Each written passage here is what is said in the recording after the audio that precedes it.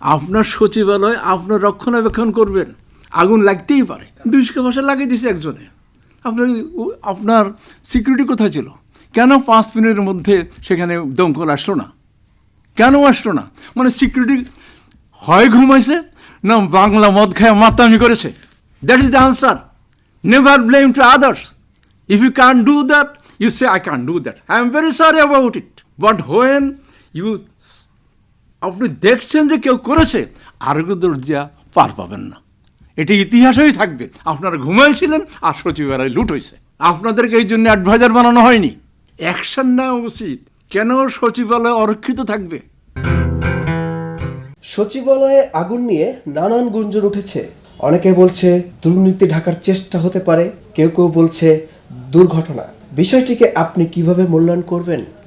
এর আগে বাইরে থেকে লোকজন এসে শাহবাগ চত্বরে সবাই হাজির হয়েছে। তখনও কিন্তু আমাদের সমস্ত গোয়েন্দা বাহিনী, অন্যান্য অ্যাক্টিভ বাহিনী সবাই মজুদ ছিল। যাত্রাবাড়ি যখন ক্রস করেছে সবাই, ওনারা ওইখান থেকে কেন ফিরিয়ে দিল না? এইটার একটা আমার প্রশ্ন। এটা ভুল হইতেই পারে। যখন দেখছে নানাবিধভাবে সরকারকে আক্রমণ করতেছে, আমি অত্যন্ত দুঃখিত। কিছু উপদেষ্টাদের বক্তব্যে আমি মর্মাহত। কেননা এখানে যারা জড়িত তাদের বিরুদ্ধে না যেয়ে সবাই পলিটিক্যাল বক্তব্য দেওয়া শুরু করেছে। তাহলে তো ওরা সুযোগ পাবেই। আমি কারো পার্টির নাম বলতেছি না, এক একবার এক এক পার্টির কথা শুনি, কতটুকু সত্য আমি জানি না। কাউকে দেশ ছাড়া করবে, কাউকে পলিটিক্যাল ছাড়া করবে। আসলে এগুলো পলিটিক্যাল বক্তব্য। পতিত সরকার জামাতকে নিষিদ্ধ করেছে, যে জামাত এখন একটি অ্যাক্টিভ পার্টি। তো এই জাতীয় কথাবার্তা বলে শুধু মাঠ গরম করা যায়, রেজাল্ট পাওয়া যায় না। যখনই দেখছে বিভিন্ন অর্গানাইজেশন শাহবাগে আসে, সচিবালয় যায়, ওনারা কি কোনো অ্যাকশান নিয়েছে? আমার তো মনে হয় না। আমাদের যখন স্বাধীনতা লাভ করেছে তখন আমাদের সেনাবাহিনী ক্ষুদ্র ছিল, বিমান বাহিনী ক্ষুদ্র ছিল, নৌবাহিনী ক্ষুদ্র ছিল, পুলিশ বাহিনী ছিল, কিন্তু র্যাব তো ছিল না। অন্যান্য সদর এনএসআই বলেন, সিআইডি বলেন, ডিবি বলেন, এখন তো সবাই মজবুত আছে। সবাই যদি অ্যাক্টিভ থাকে, সবাই যদি কান খোলা রাখে, তাহলে তো এগুলা বাধা দেওয়া কোনো সমস্যাই মনে করি না আমি। তাহলে এখানে মনে কোথাও কমতি আছে বা চিন্তার অভাব আছে। যেখানে ইউরোপের কতগুলো দেশ আছে, বুলগেরিয়া, হার্জেগোভিনা, সার্বিয়া, মলডোভা, এইসব দেশের লোকসংখ্যা 1 কোটির নিচে, আর আমাদের দেশের ঢাকা শহরের লোকসংখ্যা 2 কোটির উপরে। বস্তি বা আছে প্রায় 70 লক্ষ 80 লক্ষ।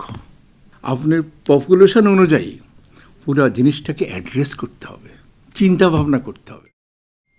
গতানুগতিকভাবে ডিসিশন নিয়ে আবার আহ্বান জানালে কোনো কাজ হবে না।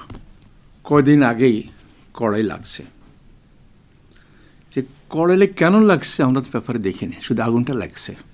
10-20টা ফায়ার ব্রিগেড আসছে। এখন যেহেতু আমরা কেউ এখানে উপস্থিত ছিলাম না, রাত 2টার সময় তারপরে লেগেছে।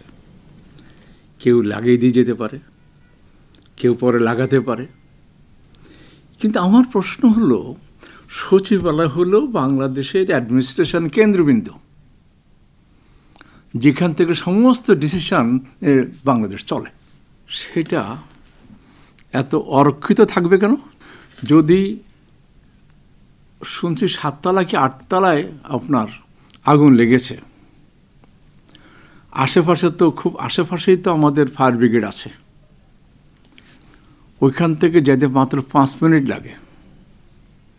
তো সচিবালয়ে যাত্রে যারা প্রহরী ছিল সম্ভবত তারা ঘুমিয়েছিল। তাহলে আমাদের অ্যাডমিনিস্ট্রেশন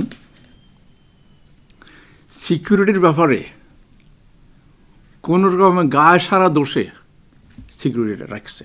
আপনার যেখানে দেশের রাজধানীতে 2 কোটি লোকের লোক, 60-70 লক্ষ বস্তিবাসীর লোক, সেখানে একজন হোম মিনিস্টার দিয়ে চলে না।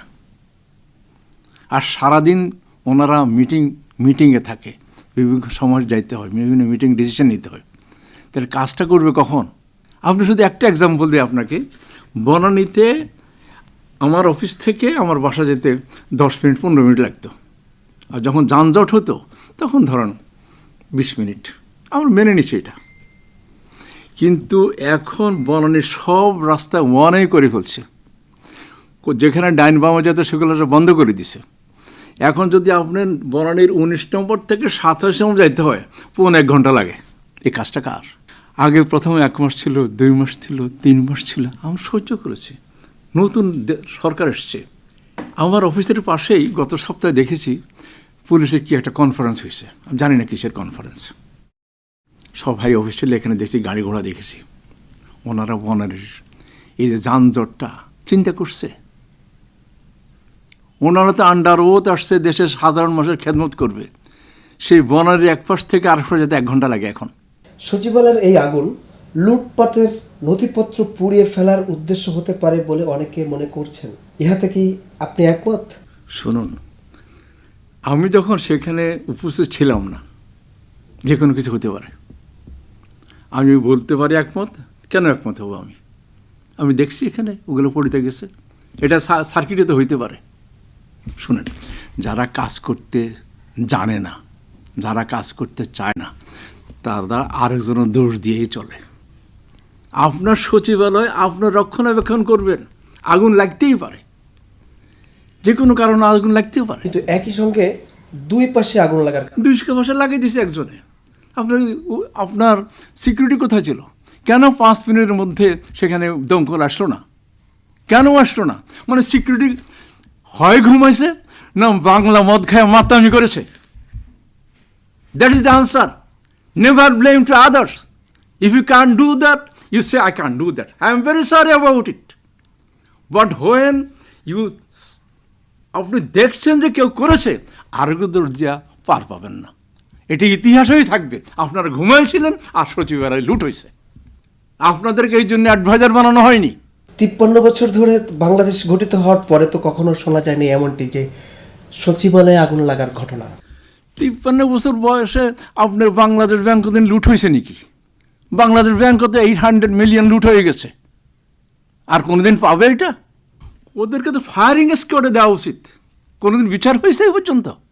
53 বছর পরে কোনো অ্যাডভাইস আপনারা ঘুমাইছিলেন। স্বাধীনতা আনলো কে? এদেশে গার্মেন্টস আনলো কে? এদেশে ম্যান পাওয়ার এক্সপোর্ট করলো কে? এদেশে ব্র্যাক, গ্রামীণ, আসেন মিশন হইতে এরমরা আশা, এরা আশাই তো আমাদের দেশটা অনেক উন্নত হয়েছে। উন্নত হয়নি কেন? এখন এই অনুন্নতের কাজ তো পতিত সরকার মানে কেয়ারটেকার ক্যান্সেল করছে। নয়তো দেশ আরও আগে যেতে পারতো। একবার এরা আসতো, আর একবার ওরা আসতো। ডাকাতি আর মানে লুটতরাজ হওয়ার সম্ভাবনা খুব কম ছিল। শুনেন, এইসব কথা বলে শুধু সময় নষ্ট করা, বরঞ্চ বসে অ্যাকশন নেওয়া উচিত। কেন সচিবালয় অরক্ষিত থাকবে? তথ্য উপদেষ্টা নাহিদ ইসলামের পুরো দপ্তর পুড়ে গেছে সচিবালয়ের আগুনে।